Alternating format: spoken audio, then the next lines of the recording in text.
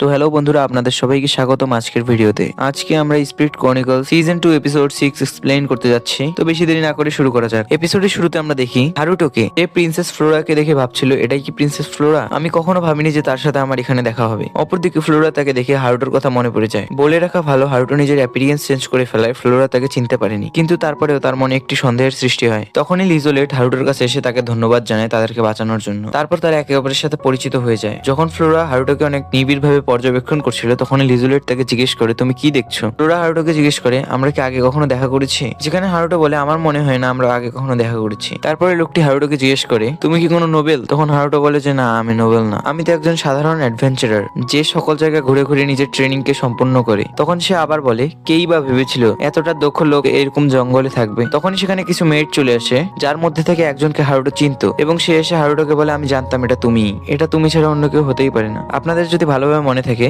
এটা সেই মেয়েট যাকে আমরা শপিং মলে দেখেছিলাম। তখনই লিজোলেট তাকে জিজ্ঞেস করে, তোমরা কি আগে থেকে পরিচিত? তখন সে বলে যে হ্যাঁ, রিও আমান্ডা এসেছিল শপিং করার জন্য, আমি তখন তাদের সাহায্য করছিলাম। তখনই সেখানে হিরোয়াকি চলে আসে এবং হারুটোর সাথে ইন্ট্রোডিউসড হয়। হারুটো বুঝতে পারে যে সে একজন হিরো এবং তাকে জিজ্ঞেস করে, তাহলে আমি এতদিন তোমার কথাই শুনছিলাম। হিরোয়াকি বলে, মনে হয় তুমি একজন অনেক ভালো সোর্সম্যান, তোমার স্কিলস দেখে আমি ইমপ্রেসড হয়েছি। তখন রিও তাকে তার নাম বলে। রিও বলে, আমি একটু নার্ভাস ফিল করছি, কারণ আপনারা অনেক বেশি হাই স্ট্যাটাসের, আমি আগে কখনো এত হাই স্ট্যাটাসের লোকদের সাথে কথা বলিনি। তার কথা শুনে তাকে লিজোলেট বলে, যেই লোক একজন মিনাটোরকে একাই হারাতে পারে সে আবার আমাদের থেকে নার্ভাস হবে, বিষয়টা হাস্যকর। হিরোয়াকি বলে, মনে হয় আমার করার মতো এখানে কোনো কিছুই নেই। এটা বলে সে অন্যদিকে যেতে থাকে। ফ্লোরা তখনও হারুটোকেই দেখছিল। তখনই হিরোয়াকি ফ্লোরা এবং রুয়ানাকে ডাক দেয়। হারুটো ভাবতে থাকে, রুয়ানা আমাকে চেনেনি, কিন্তু মনে হয় প্রিন্সেস ফ্লোরা আমাকে চিনে ফেলেছে। হারুটো বলে, যদিও বা সে আমাকে চিনতে পেরে থাকে তাও কোনো সমস্যা নেই, কারণ তার কারণেই আমি গ্যালারির সব থেকে ফেমাস নোবেল লিজেলোটের সাথে দেখা করতে পেরেছি। হারুটো লিজেলোটেকে বলে, আমি কি আপনাদের কোনোভাবে হেল্প করতে পারি? বলার পরেই হারুটোর চোখ যায় তাদের ক্যারেজের উপর। তা দেখে হারুটো বলে, আমি ক্যারেজটি ঠিক করে দেওয়ার চেষ্টা করি। যা শুনে লিজেলোটে তাকে থ্যাঙ্কস বলে। সে তার সাথে একটি মেটকেও পাঠিয়ে দেয় তার হেল্প করার জন্য। হারুটো তাকে দেখে ফ্ল্যাশব্যাকে চলে যায়, যেখানে সিলিয়া তার দিকে দেখছিল। যা দেখে হারুটো তাকে জিজ্ঞেস করে, তুমি কি তাকে চেনো? সিলিয়া বলে, হ্যাঁ, সে আমার একাডেমির একজন পুরনো বন্ধু। সিলিয়া আরো বলে যে সে এখন লিজেলোটের আন্ডারে কাজ করে। আইসিয়া তখন বলে, আমার মনে হয় কিছুক্ষণের মধ্যে এখানে একটি শক্তিশালী মনস্টার চলে আসবে। তখনই সেখানে মিনাটোরটি চলে আসে এবং হারুটো তার থেকে তাদেরকে বাঁচানোর জন্য সেখানে চলে যায় এবং আইসিয়াকে বলে সিলিয়াকে কোনো সেফ জায়গায় নিয়ে যেতে। সিন প্রেজেন্টে এসে যেখানে হারুটো নিজের সোর্ড দিয়ে কাজ করছিল, যা দেখে লিজোলেট বলে, তুমি সত্যিই অনেক বেশি স্কিলড। হারুটো বলে, না না, আমার এতে কোনো অবদান নেই, সবকিছু এই সোর্ডের কারণে হচ্ছে। যা দেখে লিজোলেট বলে, লাস্ট ফাইটে তুমি এই সোর্ডটি ব্যবহার করেছিলে না? এটা তো অনেক পাওয়ারফুল একটি সোর্ড। হারুটো মনে মনে বলে, এটা তো তেমন কিছুই না, আসলে আমি স্পিরিট আর্ট ব্যবহার করার কারণে সোর্ডটি এমন হয়ে গেছিল। তারপর হারুটো ক্যারেজটিকে ঠিক করে দেয়। লিজোলেট তা দেখে বলে, আমি কখনো ভাবিনি যে এই ক্যারেজটিকে আবারও রিপেয়ার করা যাবে। তখনই সেখানে একটি মেট চলে আসে, যার নাম গুজেলটো, এবং সে আসার সাথে সাথেই হারুটোকে ফ্রুট জুস ধরিয়ে দিয়ে চলে যায় এবং ফর্মালি নিজেকে ইন্ট্রোডিউস করে। তারপর সে চলে যায়, যা থেকে হারুটো বলে, লিজোলেটের আন্ডারে যারাই কাজ করে তারাই অনেক বেশি পোলাইট হয়। যা শুনে লিজোলেটে হাসতে থাকে। তারপর লিজোলেট বলে, আমার যাওয়ার সময় হয়ে গেছে।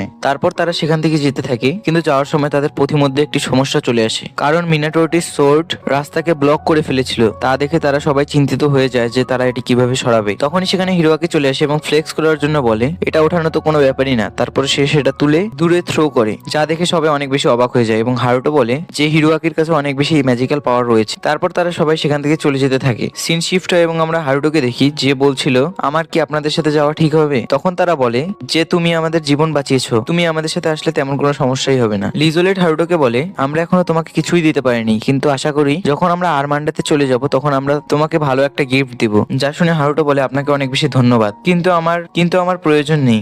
যা শুনে হিরোয়াকি বলে, ঠিকই আছে। হিরোয়াকি হারুটোর সাথে অনেক বেশি রুড ব্যবহার করতে থাকে এবং বলে যে ঠিক আছে, আমি তোমাকে আমাদের সাথে ঘোরার পারমিশন দিচ্ছি। যা শুনে হারুটো তাকে থ্যাঙ্কস বলে। যার পরে এবং আমরা ল্যাটিফাকে দেখি, যে মিহারু, আকি এবং অন্যদের ল্যাঙ্গুয়েজ সম্পর্কে শেখাচ্ছিল। তখনই সেখানে একটি ছেলে চলে আসে, যে মাসাটোকে বাইরে ডাকে ফিশিং করার জন্য। যা শুনে আকি বলে, তুমি কি ট্রেনিং করবে না? তো মাসাটো বলে, তা পরে দেখা যাবে। তারপর তারা দুজন বাইরে চলে আসে এবং নিজেদের স্পিরিট আর্টের ট্রেনিং করতে থাকে, যেখানে আকি দেখে মিহারু অনেক ভালোভাবে করতে পারলেও সে করতে পারছে না। তাই সে বলে, আমি কেন করতে পারছি না, আমার মধ্যে মনে হয় কম ট্যালেন্ট রয়েছে। তাদেরকে এত প্র্যাকটিস করতে দেখে অরফিয়া বলে যে আজকের জন্য এটাই যথেষ্ট, তোমরা দুইজন এখন বিশ্রাম নিতে পারো। তারপর আকি সেখান থেকে ঘুরতে বের হয় এবং ঘোরার সময় সে দুটি বাচ্চাকে দেখতে পায়। তাদের খেলা দেখে আকি নিজের পাস্টকে রিমেম্বার করে, যেখানে সে, হারুটো এবং মিহারু একসাথে খেলতো। তারা তিনজন একসাথে প্রমিস করে যে তারা সবসময় একসাথে থাকবে। তাদের প্যারেন্টস এর ডিভোর্স হওয়ার কারণে হারুটোর বাবা এবং হারুটো সেখান থেকে চলে যেতে থাকে। অন্যদিকে আকি কান্না করতে থাকে এবং বলে যে আমি চাই না তুমি এখান থেকে চলে যাও, তুমি বলেছিলে যে আমরা সবসময় একসাথে থাকবো। হারুটো তাকে সরি বলে এবং বলে যে আমাদের চলে যেতে হবে। সিন চেঞ্জ হয় এবং আমরা ল্যাটিফাকে দেখি যে আকির পাশে আসে এবং বলে, তুমি এখানে একা একা কি ভাবছো? তখন আকি বলে যে কিছু বাচ্চা এখানে খেলছিল যারা অনেক বেশি কিউট ছিল এবং আমি তাদেরকেই দেখছিলাম। তারপর তারা সেখান থেকে চলে যায়, যার পরে আমরা তাদেরকে খাবার খাওয়ার সময় দেখতে পাই। তখন আকি জিজ্ঞেস করে যে মাসাটো এখনো আসেনি। যখন হারুটো এবং তুমি এখানে প্রথমবার এসেছিলে তখন তোমরা কিসের সম্মুখীন হয়েছিলে? তখন ল্যাটিফা বলে আমাদেরকে অনেক ধরনের সমস্যার সম্মুখীন হতে হয়েছিল। তখন আকি আবারও জিজ্ঞেস করে যে কি ধরনের সমস্যা? তখন সারা বলে, যখন আমরা হারুটো ও ল্যাটিফাকে দেখি তারা আমাদের ভিলেজের ব্যারিয়ারের অনেক কাছে ক্যাম্প বানিয়েছিল, যেখানে হারুটো ল্যাটিফাকে স্পিরিটার ব্যবহার করে ঘুমিয়ে রেখেছিল, যা দেখে আমরা ভাবি যে সে হয়তোবা আমাদের গ্রামের কোনো বাচ্চাকে তুলে নিয়ে এসে ঘুমিয়ে দিয়েছে, তাই আমরা তাকে সেখানে আটকিয়ে দিয়েছিলাম। যা শুনে ল্যাটিফা বলে, আমাকে সাহায্য করার জন্য হারুটো তখন স্পিরিট আর্ট ইউজ করেছিল, কারণ তখন আমি ঘুমোলেই অনেক খারাপ খারাপ স্বপ্ন দেখতাম। তারা তখন বলে হারুটোকে যখন আমরা প্রথমবার দেখেছিলাম তখন সে এমনটা ছিল না। হারুটো তখন ঘুমের মধ্যে কাঁদছিল এবং মি-চান বলছিল, যা শুনে মিহারু এবং আকি দুজনেই অনেক বেশি অবাক হয়ে যায়। তখনই সেখানে মাসাটো নিজের হাতে একটি বড় ফিশ নিয়ে সেখানে চলে আসে। যারপর আমরা মিহারুকে দেখি স্পিরিট আর্ট প্র্যাকটিস করতে। তখনই তার কাছে অন্য তিনজন চলে আসে এবং তাকে জিজ্ঞেস করে, তুমি এখানে কি করছো? তারা মিহারুকে আকি সম্পর্কে কিছু বলছিল।